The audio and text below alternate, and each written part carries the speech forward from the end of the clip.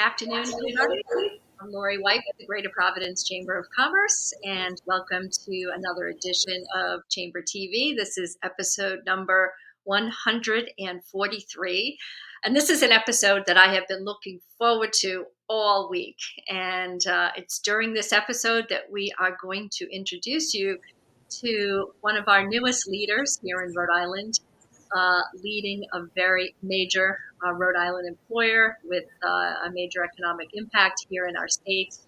And we're going to have a chance over the course of the next 45 minutes or so to get to know her a little bit, understand some of what her priorities are going to be going forward, and also to listen and learn to what's happening at Verizon. So without further ado, let me welcome Nia Mathis, and Nia is Vice President of State and Local Affairs for Verizon, newly appointed in this role, and we are so excited to welcome you to the Chamber, Nia. So, hello, how are you today? Thank you. Thank you for the welcome. It's a pleasure to be here with you, Laurie, and I look forward to our discussion. Fantastic. So, you and I had a chance to spend some time together last week, just going over some of your new responsibilities with Verizon and some of the things that you feel very passionately about. So let me just open it up to you and give you a chance to tell our listeners and viewers all about your responsibilities and your new leadership with Verizon. And many of us knew Donna Capello, who preceded you in this role. So I know that people would have, be able to draw from that context. So having said that, tell us a little bit about what's going on in your world. Yeah, so first, this is my introduction to Rhode Island, and Donna Capello, fabulous and big shoes that I'm filling in stepping into the role. But I'll share a little bit about my background, my path, my experience that brings me to this role. And I'll frame it up sort of at the top of the funnel, and then I'll get more specific about the journey that brought me here. So Verizon is a big company, as we all know, more than 133,000 employees globally. And at the same time, Verizon is a fantastic place to work. So we were recognized as Working Mother's top 100 best companies in 2020. We were named the #1 military-friendly company for 2020, and we were named a best 2020 company for diversity. And so at the foundation for this leading employee experience is our purpose, our values, and our credo. And so being a V-teamer, as we affectionately call ourselves at Verizon, a V-teamer, I love that our purpose weaves in the important social fabric of our communities. And a lot of what I'll talk about in terms of what my role is centered around that social fabric of our communities. And our purpose is that we create the networks that move the world forward for everyone. And we accomplish this through living out our values of integrity, respect, performance excellence, accountability, and social responsibility. Really important piece of our values. And we live by a credo that ensures that we drive inclusive growth and that we innovate with purpose. So we see beyond what we can build with technology, and we focus on how we can move the world forward for good. So having that foundation has made a huge difference in the experience I've had here at Verizon. So today I lead the public policy team for the New England and Central region of Verizon. But I didn't grow up in the public policy space, right? Everybody knew Donna. She's in the public policy space for many years. But I had a different path to land in this seat. So following law school, I was in private practice at 2 law firms in Washington, D.C., and I specialized in communications laws, primarily a regulatory practice, in handling regulatory matters for telecom companies and radio and TV stations and cable and satellite companies, and handling their mergers, acquisitions, and asset purchases, specifically for privately held radio and TV station groups. So I did that for about 8 years in private practice. Then I left private practice to join Verizon's legal team. So I moved from Washington, D.C. to Basking Ridge, New Jersey. And my husband and I had 2 preschool-age children at the time. So it was a piece of cake, we picked up and made the move to New Jersey. So I've now been with Verizon 13 and a half years. And I've had an array of experiences with the company, I'm a generalist by nature. I thrive in situations that allow me to be flexible and to adapt, and where I get to synthesize and learn new things quickly. I love to add new and different to my knowledge base. So I'll walk you a little bit through the path that led me here through different stops along the Verizon journey. So my first role at Verizon was as a sourcing attorney, and I handle commercial transactions for everything from our core wireless and wireline network technology to our construction and financial services. And it was a great way to learn about the depth and breadth of Verizon's businesses. So then my next stop after sourcing was with marketing. So I counseled the digital marketing team that operates VerizonWireless.com, and I advised the business on the launch of new wireless products and services, on our sales flows, on training for our sales reps, on the systems that we use in our stores and online to assist customers in a personalized and customized way, and other parts of operation. And the overarching theme there was really about developing a customer-centric, customer-focused outlook. So after doing that for a few years, my next stop was product development. And in that role, I supported what we now call our connected cities and smart communities business. So in that role, I guided the team in launching minimum viable products for intelligent video, intelligent lighting, and ThinkSpace, which is a developer sandbox, and it's an on-ramp to the world of IoT solutions that ride on the Verizon network. And so in that role, I also learned about the needs and language of our government and business customers. So then in 2015, I was asked to take a field assignment. It's away from New Jersey headquarters in Denver as a regional general counsel of a Verizon Wireless operating region that was responsible for $10 billion in revenue to the corporation. So now along this way, my husband and I, we were building our family. By that time, we had 5 children. The oldest was 13 and the youngest was 2. So yeah, picking up and moving across the country requires a little bit more care and effort, but we took the opportunity and we moved out to Denver. And in that role, I learned a ton being in the field, standing alongside our frontline employees who serve our customers every day, working with the people who build and maintain the network, the physical infrastructure that sits in the field. And that time period coincided with the beginning of our 5G small cell build.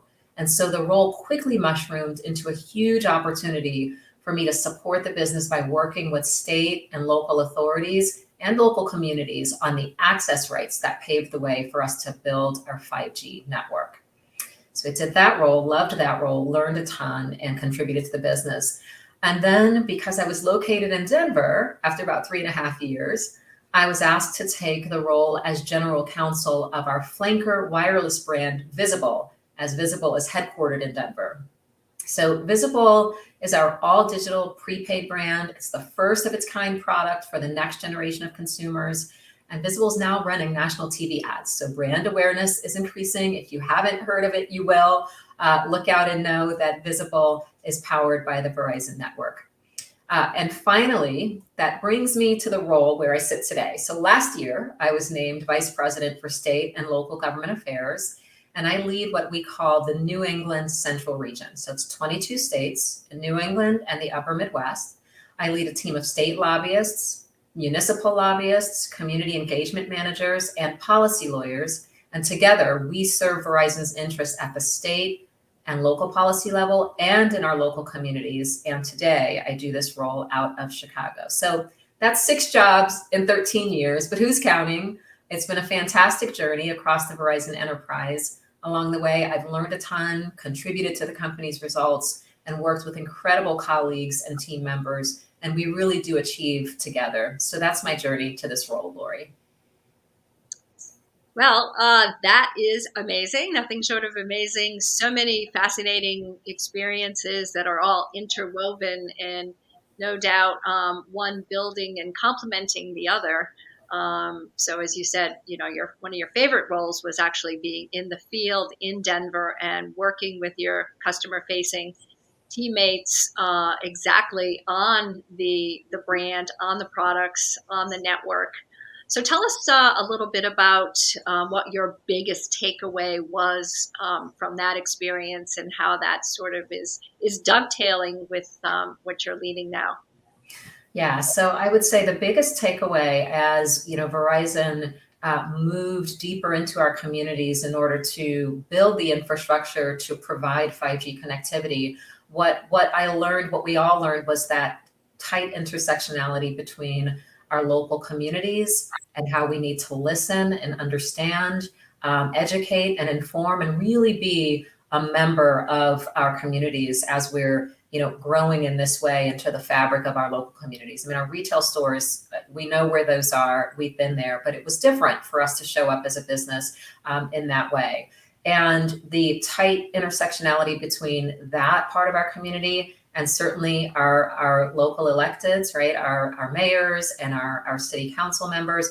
And so, Verizon has spent a lot of time listening, learning, understanding how we can be responsive to the needs of our community members while building this 5G network, and 3G to 4G to 5G, while building out this network that truly is transformative technology that will take all of us wherever we sit in our lives, whatever applications we engage in, wherever we work, it will take us from here into the future. And so, and I can, talk about a little bit in terms of that community focus, how that dovetails into one of the larger initiatives that Verizon has engaged in the last several years, and that is our Citizen Verizon program. And so I'll set the stage for some of what I'll talk about in terms of our commitment to society. I'll talk about specifically here in Rhode Island, but also around the country. Our CEO, Hans Vestberg, took the helm in 2018, and we embarked on a journey toward what we call Verizon 2.0. So under his leadership, we've reoriented our company strategy to focus on 4 stakeholders. The first 3 stakeholders are the ones you'd expect, our customers, right? We have to make sure we understand who our customers are and make sure that our technology products and services meet our customers' needs. We're always listening for that. The second stakeholder is our employees, right? Making sure we create an environment that unleashes the full potential of each employee. And as I explained my journey through the different roles in Verizon, I certainly have benefited from that employee focus as well. Then our third stakeholder are our shareholders, right? We have to deliver results and we have to deliver the return on the investment that they make in our company. But our CEO added a new stakeholder that radically changed our strategic approach. And that fourth stakeholder is society. So again, coming back to what I learned in the field, that commitment to the community, understanding the community, being a good corporate citizen means really connecting at that level. So in addition to thinking about how our company serves our customers, employees, and stakeholders, we are empowered to consider how we impact society. So now our corporate strategy incorporates plans to address some of society's biggest challenges, like climate change, the digital divide, and diversity in technology. And when we engage in corporate philanthropy, we do so with a very strategic purpose, understanding that solving these large societal challenges will benefit Verizon in the long run. So we approach this both from a national and a local perspective. So in July 2020, we launched Citizen Verizon, and that's our responsible business plan for economic, environmental, and social advancement. And we have very lofty commitments as part of our program that include, under digital inclusion, we commit to provide 10 million youth with digital skills training and 1 million small businesses with resources to help them succeed in the digital economy by the year 2030. Under climate protection, we're committed to achieve net zero emissions in our operations by 2035. And when we look at human prosperity, we are ready to prepare 500,000 individuals for jobs of the future by the year 2030 through resources that promote skills training and upskilling. So every Verizon employee, again, V-Teamers, we have an opportunity to support our commitment to 2.5 million volunteer hours by 2025. That's a big number. So Verizon has committed that we will serve our local communities with 2.5 million hours, and all V-Teamers have a really simple way to plug in and figure out how we can support our communities across, any number of interests and ways that we can give back. So, Verizon was really on this journey already when the murder of George Floyd sent shockwaves across our nation. Verizon was already walking the path when we had a broader societal awakening. And I'll never forget when our CEO, Hans Vestberg, delivered a message to the full employee base, assuring Verizon's Black employees in particular that we mattered and telling us that he wanted to listen to our stories, announcing a $10 million donation to racial justice charities. And the way we responded was very of the moment, truly as V-teamers, and we're all members of society. In our company, we were given that opportunity to reflect and share stories and create safe spaces that really created increased connection and bonding and bridges of humanity among the employee base. And so it's not just what we do on the outside in terms of focusing on our commitments through Citizen Verizon, but it's also the way we've carried that forth inside, making sure that as employees, we're all a part of the community, and we all feel welcome, and we all have the opportunity to connect and be the best that we can be. And so that's our national, Citizen Verizon program. But when we look specifically in Rhode Island, we're really proud of the investments we've made with our partners and in the local community. First, our commitment to Rhode Island remains strong. Verizon has 787 employees that work in the state of Rhode Island. We've invested more than $112 million in plant and equipment across the state, and we pay more than $45 million annually to vendors and suppliers in the state of Rhode Island. In addition, our foundation, the Verizon Foundation, last year made a $100,000 digital equity grant to the Providence Public Library. And that grant provided critical support during the pandemic to the library's technology career pathway program, provided free virtual enrichment and workforce development programming to youth ages 14 to 24, also provided programming to English language learners, GED students, and those soon being released from corrections. And so that's another way that we've given back at that local community level. Our foundation investments go beyond that, and our volunteer engagements in Rhode Island span all of our priority areas. And we're proud to partner with a number of organizations, including Age Friendly Rhode Island, Steambox and VR Academy, Dorcas International, YWCA, and a number of others. And so that's a huge focus. And it, again, going back to the premise of the question, what we learned and how that ties into what we do, it's just the importance of including all members of our communities and all members of society in what we do. Again, anchoring back to that purpose of we create the networks that move the world forward for everyone. Well, we've covered a lot of ground, and thank you for sharing that in such an expansive way. So let's talk a little bit about a subject that we were chatting about the last time we had the opportunity to get together, and that is your leadership trajectory as a woman of color. Yes. And so, I am a woman of color. And so I definitely, as a Black woman in my career path and in my career journey, had experiences that bring to light the soft bigotry of low expectations. And I experienced it starting in law school.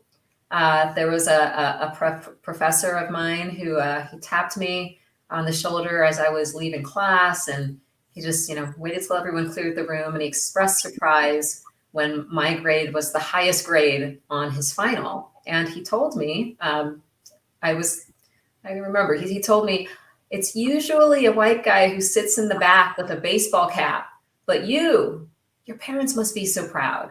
So low expectation. Maybe he didn't expect that a Black woman, would be the highest grade in his class. That follows through to the past couple of years. I met a gentleman at an event who asked what I did, and I said, I'm a lawyer. And he said, so did you go to law school or are you a paralegal?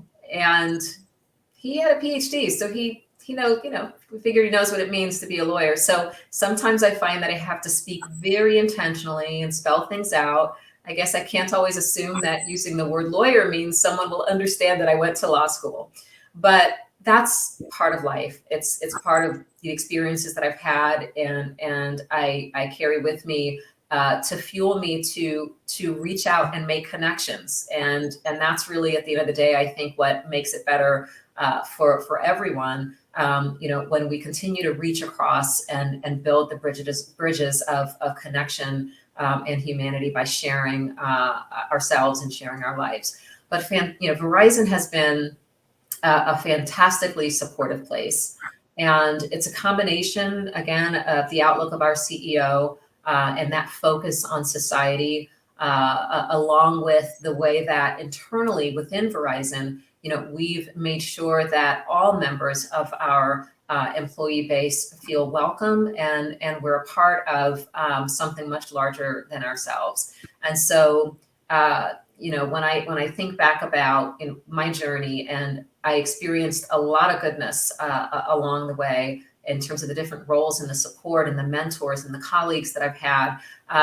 But when I think about over the last, year or so, year and a half, as our country has gone through what we've gone through, and Verizon making the commitments to stand by all members of our society and of our employee base, those were deeply meaningful moments for me as a Black woman at the company. It's interesting you shared those vignettes, and I've had the opportunity, been blessed to have the opportunity to interview on Chamber TV several high-ranking executive Black women who have talked, specifically about some of the soft bigotry of low expectations that you so eloquently described. And I'll just mention a couple and ask you if any of these scenarios perhaps resonates in your world. But one of our guests shared that she was getting prepared to speak at a very large industry program, and they were gathering in the proverbial, hotel room, banquet room, the ballroom, if you will, and she was preparing to take the stage, and a male colleague asked her, not knowing who she was, and the fact that she was dressed very professionally in a Black outfit, to get him a Diet Coke because he mistook her as a member of the waitstaff.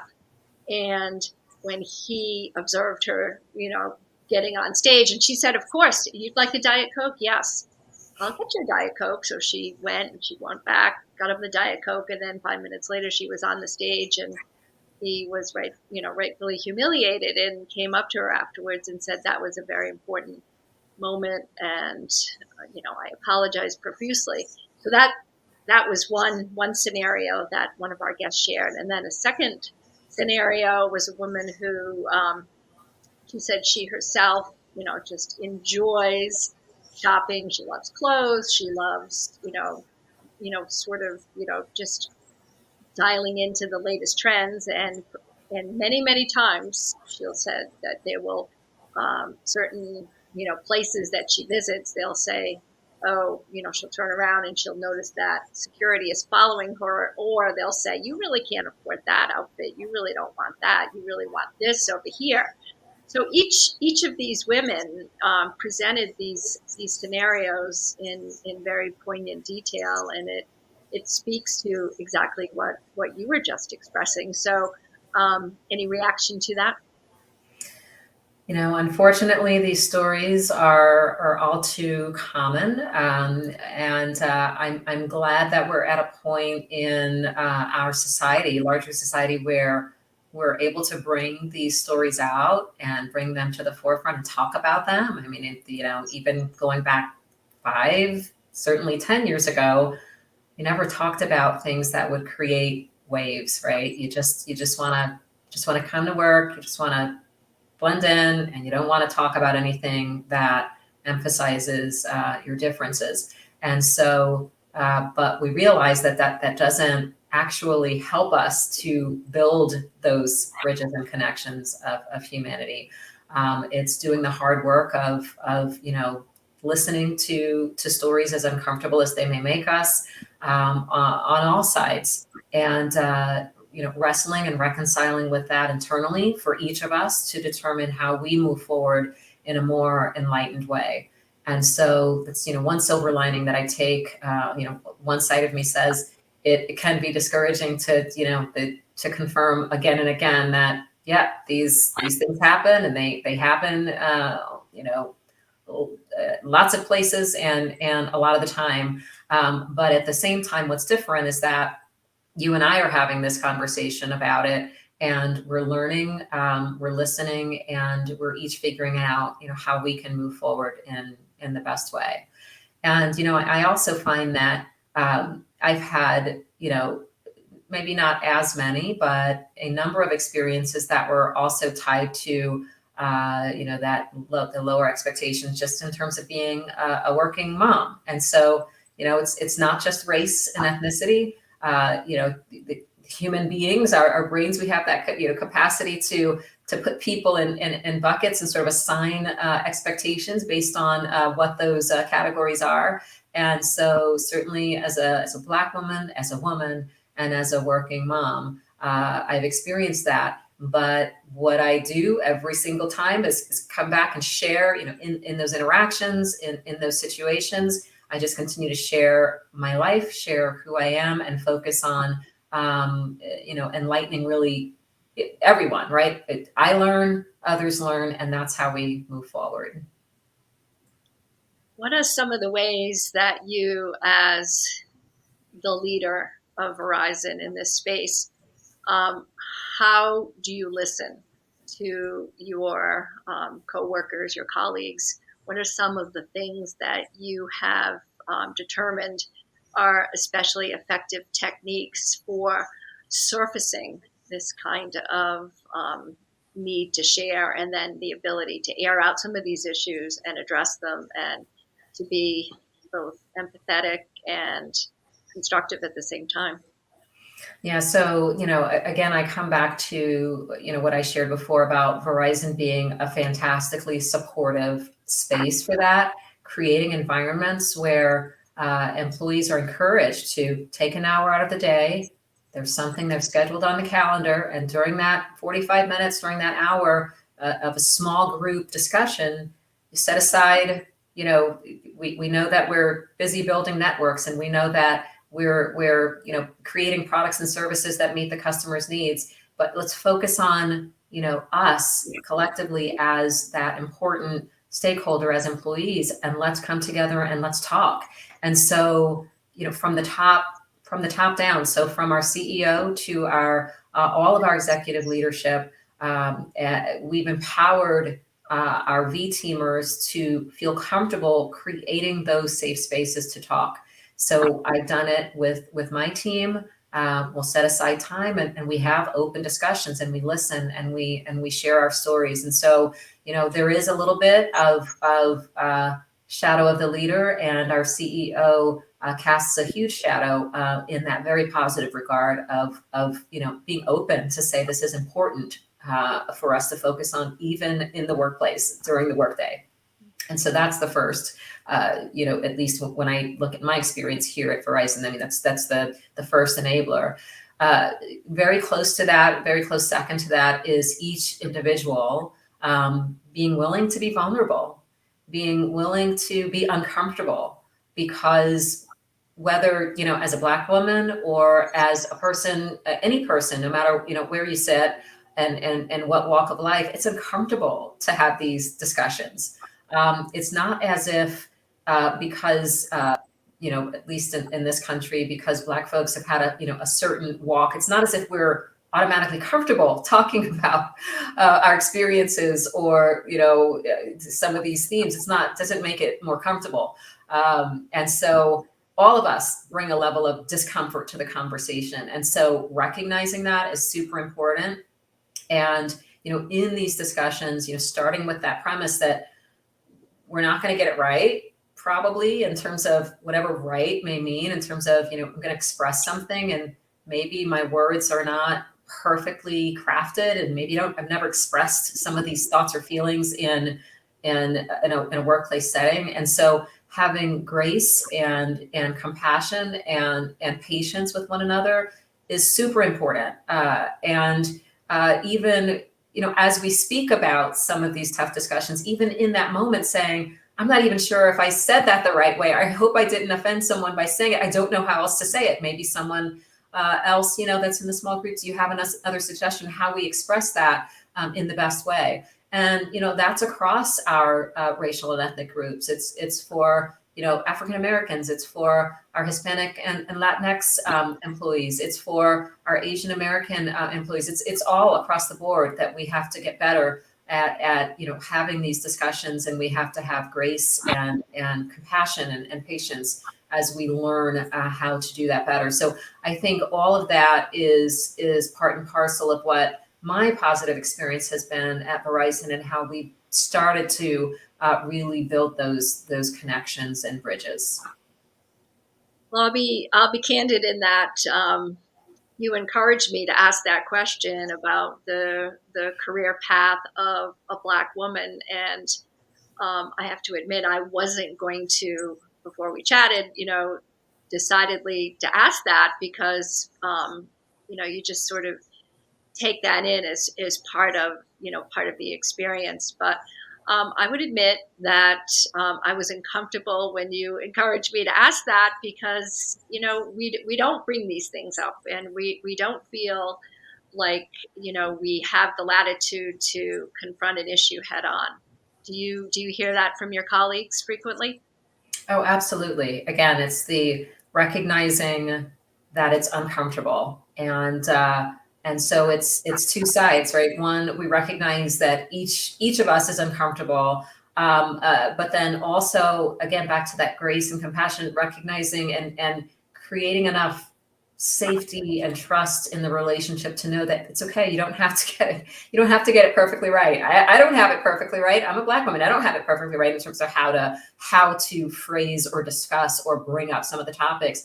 But when we are mindful, at least of that, as we engage in the discussions and we talk about the discomfort, I think that disarms, all of us around the issue.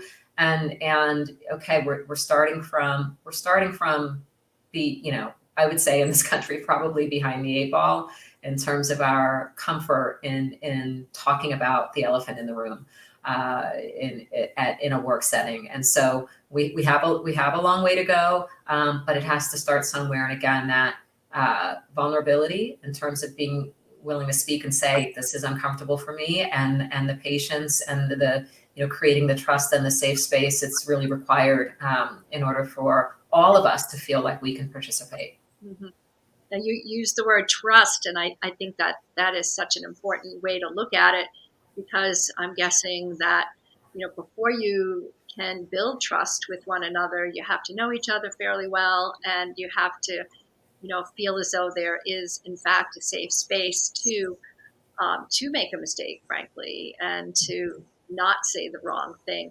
How would you suggest, and how do you counsel your colleagues to build trust among one another? So it's it starts with spending time together, right? I think that's we do that in on our work projects, but I look for opportunities for us to have team building. I mean, it's different now in the virtual environment, but we can still do that. Spend time talking about other issues that are tangentially related to work. Like we talk about sometimes maybe our child care responsibilities, elder care responsibilities, other things that are in our life that are adjacent to what we would naturally talk about at work, but create the environment where that's okay. I also, for me personally, I look to create an environment of, I'm going to take it down a few notches from very stiff, corporate environment. Like that's not the way that it needs to be in order for us to be professionals. And so when I have my staff meetings, I have a 2-minute grace period. It's like, okay, you may be transitioning, refill your water bottle, get your tea. it's okay. We'll give it a 2-minute grace period, and then we'll start. How are you? Like how is everyone today? If there's a major storm that happened, we're going to talk about that first. If there's major election outcomes, we're going to talk about that first.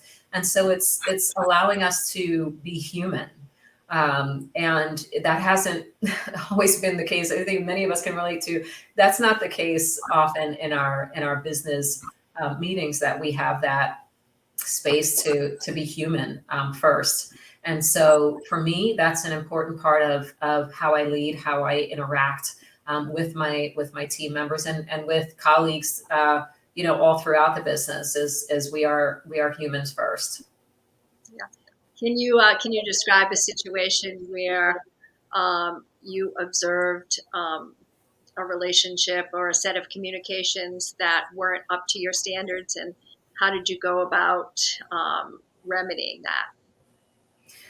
In terms of around race or gender, race or those kind of tricky issues, or just in general, in terms of just humanity? Right. I would say race relations. If you Okay. observe something among a pool of colleagues where you said, that really was not the right way to handle that, and here's why. Would you have any experiences like that you could share with our listeners so that we could learn from you as well? I don't know that I do. And maybe because, when you take the perspective that we have to have grace and compassion, I go into these discussions with the mindset that unless someone is saying, I hate you and I don't care what you have to say, in which case they're probably not joining the discussion, then anything that is said is in the process of, it's part of the process of learning. And so I don't receive it in a way of, that wasn't quite, you know, that was, I don't receive it that way. And so I think it's through the process, even if a conversation starts out, and all these conversations start out uncomfortable. So let's just, again, let's set the stage. There's not one of these discussions that if they're really had the right way, there's not one of them that's not uncomfortable. And so when you're in a place of discomfort, like in your spirit, you can just feel it, like in your skin, it's almost anything that anyone says can feel uncomfortable. And so, yeah, that's certainly a part of it. That's absolutely a part of the experience and the process, is willing to sit in discomfort and recognize that we're all sitting in discomfort.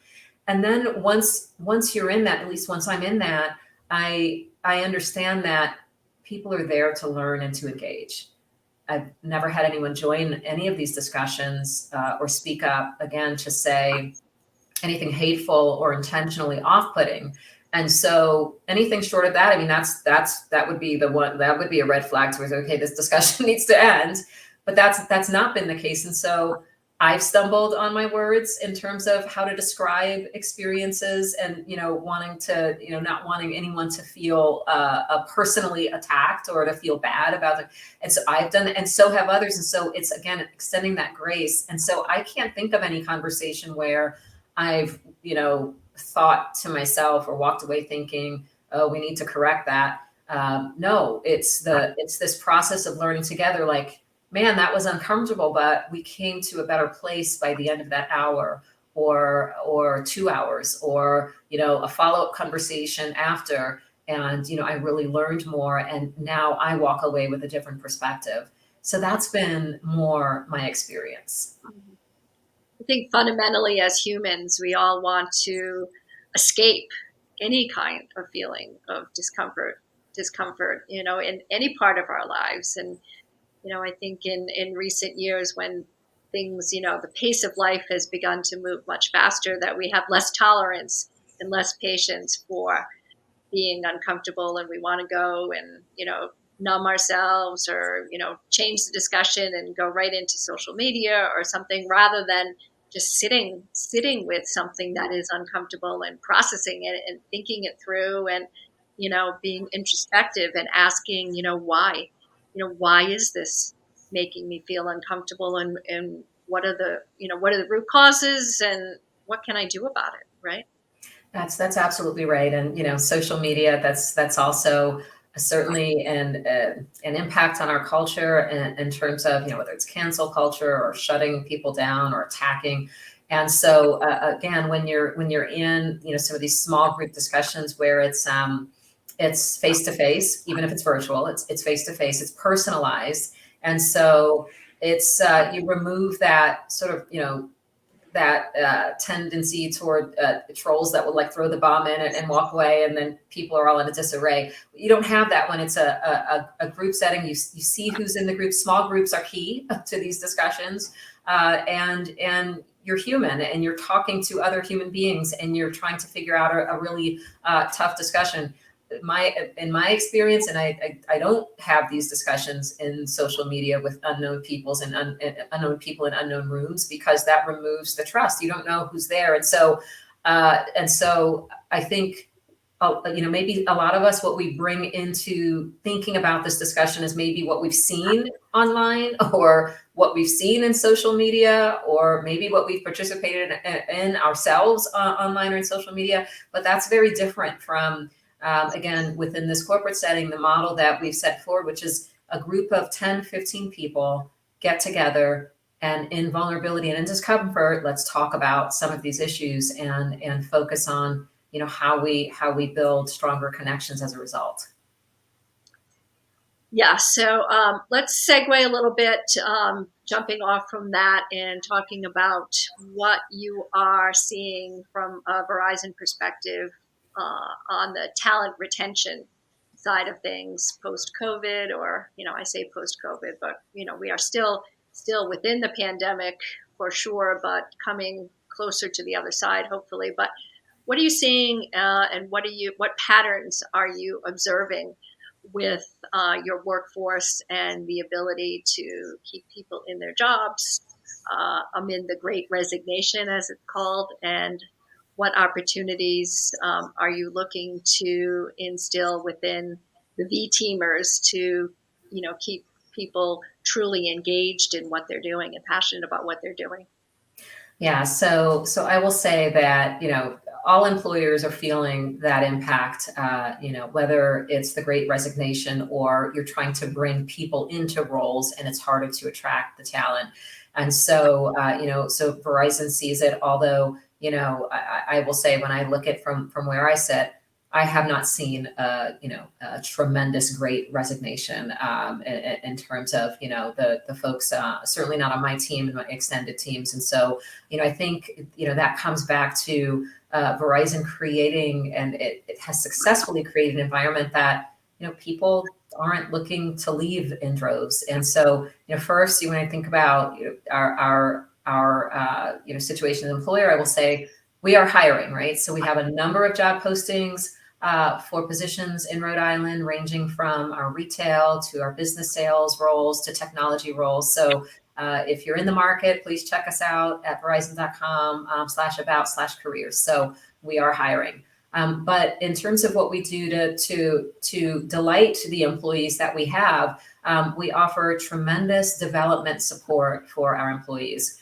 We have generous tuition assistance, programs that upskill employees for roles of the future. And so again, as I shared my journey, I've been able to do a number of different roles, different challenging assignments, and employees have that opportunity at Verizon. We intentionally lift up our leaders by investing in a range of formal and informal development opportunities to strengthen all of our leadership capabilities. And we have an intentional focus on developing diverse leaders by providing support systems and other opportunities to strengthen the representation of women and people of color within our leadership ranks, because we know that diversity and inclusion is how we achieve success.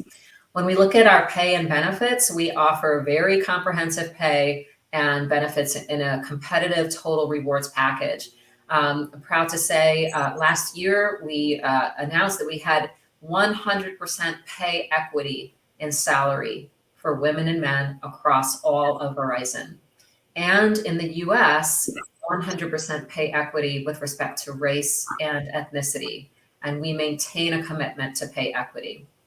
When we look at the impact on the workforce during COVID, Last year, during the highest pressure points of the pandemic, we focused on addressing the root challenges for our caregivers, right, for child and elder care, and we introduced some flexible work arrangements. So one, we introduced a COVID-19 specific leave of absence for employees that were unable to work as they cared for their loved ones. And a number of employees took advantage of that very generous policy and were able to figure out how to get the pieces in place to allow them to come back to the workplace.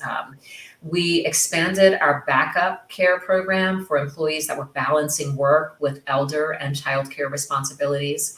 And we also continue to offer benefits for employees who transition to part-time status. And we also introduced new options for flexible schedules in our retail environment. And so, these policies taken together were a significant mitigation technique that we employed to avoid many of the losses that other companies had in what we call the she session, when so many women exited the workplace last year when they were trying to balance all of these responsibilities. And with these policies and with this eye toward how do we help, again, address the root challenge, Verizon did not face that significant loss of our very valuable women in our employee workforce. And so, another important piece I'd say from an employee standpoint is we make it really easy for our V-teamers to get back to society. Again, this theme of, we weave our purpose into, themes of the social fabric and community. So first, all employees, again, have that opportunity to support our goal of 2.5 million volunteer hours by 2025.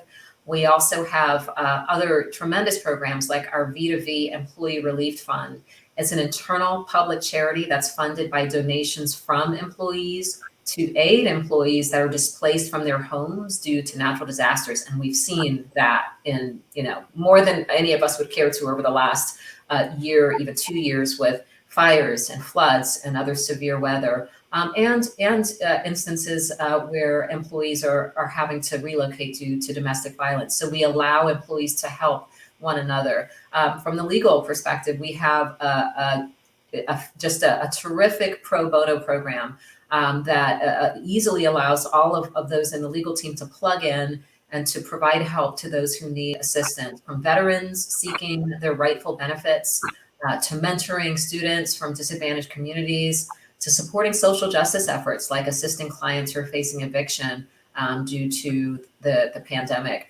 And so when we look at our commitment to our employees, it's really a 360-degree view. And all of these add up to a tremendous career opportunity at Verizon.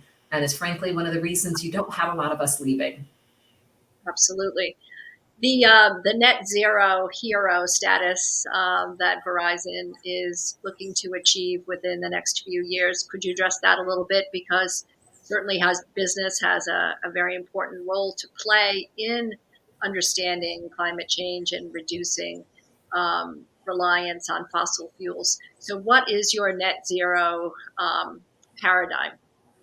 So look, we're a huge global business with a huge global footprint. And when we look at our operations, we have a tremendous, chief sustainability officer who has a number of programs looking at, the impact that we make and how do we mitigate against that impact, from looking at electric vehicles to a number of our real estate offices are outfitted with solar panels, to a number of other programs. So it's global. It's our operations impact so many areas of society. Whether again it's vehicles, whether it's our garages, whether it's our office administrative buildings. And so we have programs that spread across that entire footprint to look at our carbon impact and make sure that we're getting the programs in place to keep us online with that in target with that commitment to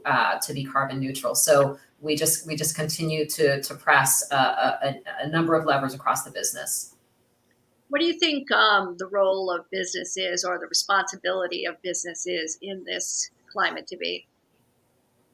It's to do exactly what we're doing. It's to be responsible. It's to understand our impact and to take the very aggressive position and posture that we are in terms of going deep into our operations again, scouring every corner to understand how we can do better. And we are also very open to, again, creating that, when we think about creating that environment where we are empowering our employees. Some of the ideas come from our own V teamers who say, look, in my corner of the world, this is, the impact that I see, that, the operations that I run, manage, or I'm a part of have on climate change. And this is one idea that we have of something that we can do. And so we mine, not only top down, but it's bottom up. We mine the entire corporation for, ideas and opportunities. And, and we take those inputs and we work on them, and we turn it into actionable, executable programs that contribute overall to our targets. And so I think that's the role. Like,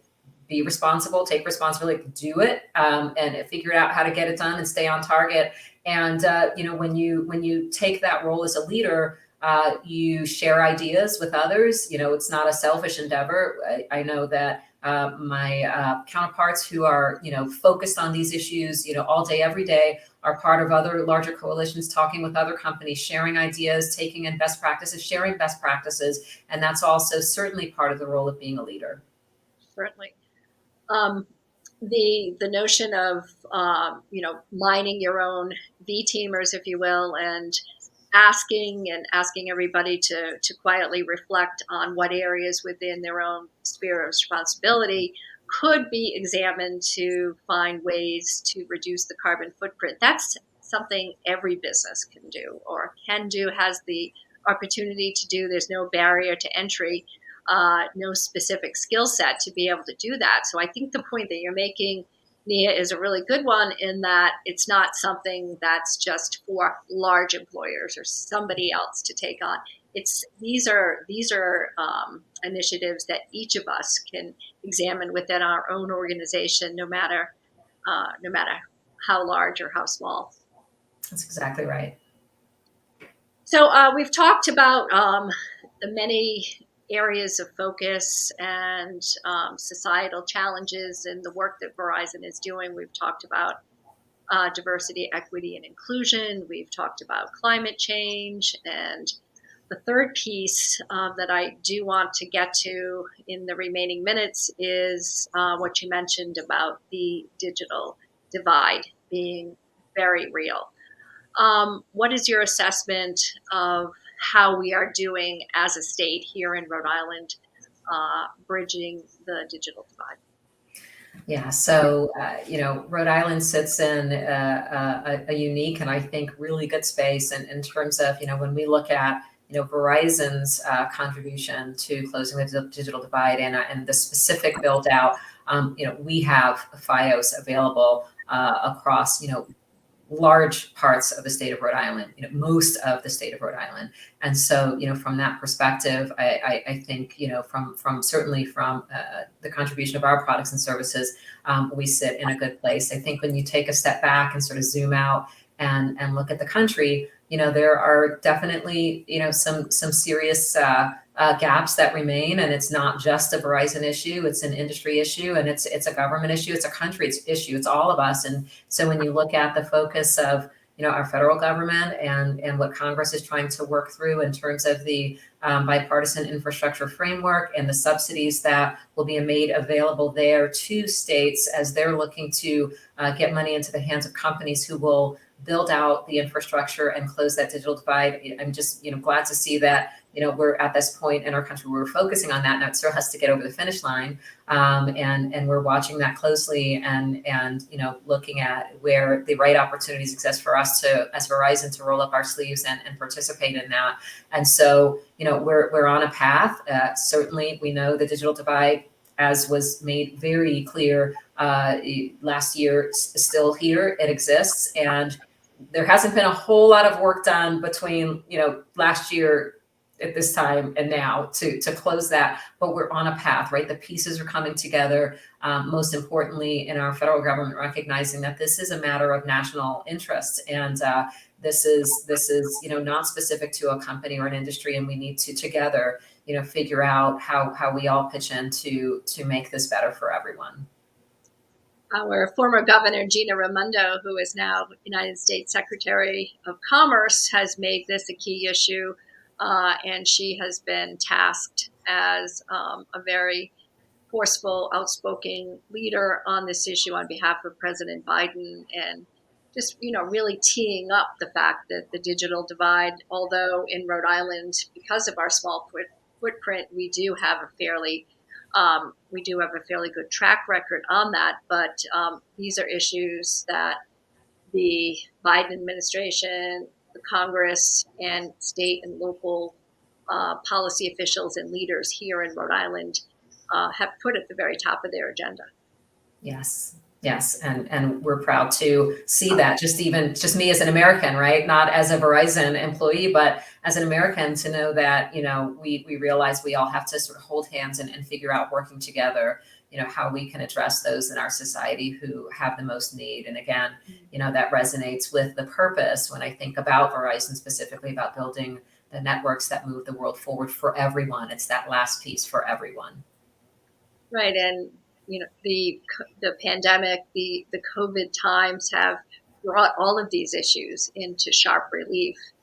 When, in particular, we think about learning from home and our students who had to keep up with their studies, elementary school students, the whole K-12 swath of student body that, really were dependent on having accessible broadband, adequate services so that they could keep up with what was happening in school, what was being taught during the early stages of the pandemic. So this is something that is very real for so many of our friends and neighbors and fellow citizens.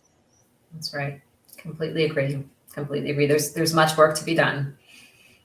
In the remaining minutes, let's just close up by talking specifically about what business leaders in Rhode Island need to know about what Verizon is doing, what services, products are new that they can take advantage of. You mentioned a couple of them at the top of the hour, but as we close out, give our viewers a place to turn so that they can see exactly what they might be missing in terms of additional training or additional technology. What can you point us to? Right. Well, the key theme for us at Verizon is 5G, right? 5G is how we further the tech-based economy of the future. And so, Verizon continues to build out a powerful 5G experience in different flavors. We have 5G ultra wideband, we have 5G nationwide, we have 5G home. Ultra wideband is our millimeter wave spectrum, and that's where we deliver ultra fast speeds, ultra low latency, massive capacity to support millions of connections. We'll soon be adding our mid-band to that with the $50 billion investment we made in C-band spectrum earlier this year. So 5G will power applications that depend on instantaneous response and high capacity and interactivity when we think about immersive experiences or enhanced emergency response. So 5G ultra wideband is available in parts of Providence, and we continue to scale that product out.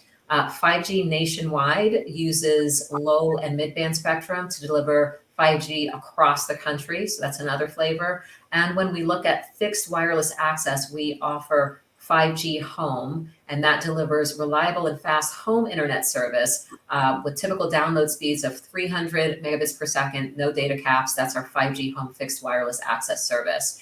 And so when we think about ways to engage here in Rhode Island, we have a team that stands ready to assist small businesses in particular. When we think about small businesses as the engines of our economy, to assist small businesses with digital solutions. We're activating our subject matter experts to launch a series of learning spaces to partner with our small businesses to help demystify technology options and introduce solutions to support their growth. With our longstanding partnership with the Greater Providence Chamber of Commerce, we're excited to launch a series of lunch and learns that are centered on digital adoption to help small businesses achieve success in this increasingly digital marketplace and economy. So from the power of 5G in our network to mobile and collaborative products to small business expertise, and under that umbrella of Citizen Verizon, we're dedicated to helping small businesses thrive. And our folks are here. We stand ready to connect and to help and to assist. Well, that wraps it up beautifully, Nia. We have been live on Facebook. We have been live on Twitter. And new today, we've finally got approval to with LinkedIn to broadcast live through their LinkedIn channels. You have to have a certain number of programs under your belt. So we've done 143 editions of Chamber TV. And so today we are also debuting live on LinkedIn. So I can't think of a better guest than you, Nia. And we've covered so many topics, everything from, the personal to the stories around your collaborative team, your career, feeling uncomfortable with difficult decisions. We've talked about 5G. We've talked about the infrastructure bill. We've talked about what a tremendous resource Verizon is from an economic development perspective in Rhode Island and the deploying of 5G and how that is helping to move our collective economy forward. We've talked about workforce training. We've talked about net zero hero ideas. And we've left so many issues on the table as well. So I hope that you will come back very soon and we can continue our conversation. And yes, of course, we are very excited about the partnership between the Chamber and Verizon on Lunch and Learn and demystifying technology topics. So any final words that you'd like to leave us with, Nia? It's been a pleasure. Thank you for the great discussion. I would love to come back. Congratulations on making, that number of programs to be included on LinkedIn as well. That's awesome. And so look, Verizon is all about 5G. That's our push. That's our excitement. That's where we drive into the future. And we look for further opportunities to connect with your members and to make sure that we explain, we help, and we help all of us to drive forward into that great new future. So thank you, Laurie. Thank you, Nia.